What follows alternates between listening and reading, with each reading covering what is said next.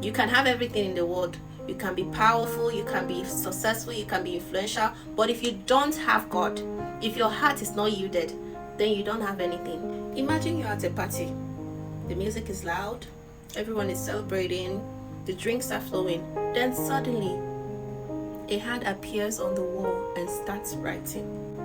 No physical body, no face, just a hand. This is one of the most chilling stories in the Bible. In Daniel 5:5, the Bible tells us suddenly a hand appeared and wrote on the plaster of the wall near the lampstand in the royal palace. Now let me tell you the story. The king of Babylon at that time was called Belshazzar, and he's the grandson of King Nebuchadnezzar.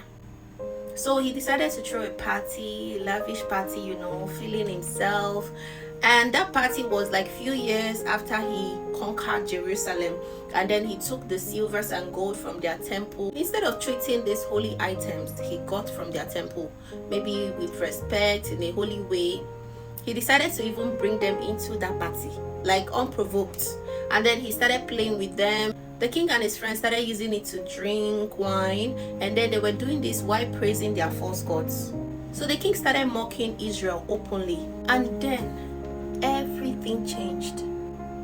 Just like that, there was a human hand on the wall writing something. Like, imagine your shock if you're in a party like that.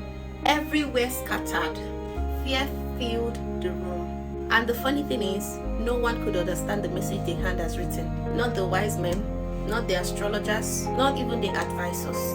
At that moment, someone remembered, oh, we have a prophet called Daniel. Maybe we should call him. And so Daniel got brought in, and when he came in, he saw the writing, and the first thing he did was remind the king of his grandfather and the miracle that happened. I don't know if we all know the story of King Nebuchadnezzar, the fourth man in the fire. Daniel reminded him of how his father was humbled by God and everything, but this king, Belshazzar, refused to still humble himself, refused to learn. Daniel went ahead and revealed the writing on the wall, and he read, I don't know if I'm saying this right, Mene, Mene, Tekel, Parsin. And the message was just so devastating. God had numbered the days of Babylon and the king. He had been weighed in God's balance and found guilty. His kingdom will be taken from him and given to another. And we'll see that in Daniel 5:27. They have been weighed on a scale and found deficient. And that very night, Babylon fell. The king, he was gone. And the kingdom passed into the hands of another, exactly as God has declared. So now this is something we don't realize. God is patient, but he's not indifferent. Belshazzar had wealth, he had power, he had influence, but none of this could save him at the end. This story reminds us of how insignificant success or power is when it comes to God. You can have everything in the world. You can be powerful, you can be successful, you can be influential, but if you don't have God, if your heart is not yielded, then you don't have anything. People may be impressed by our achievements, but is God impressed with what you're doing?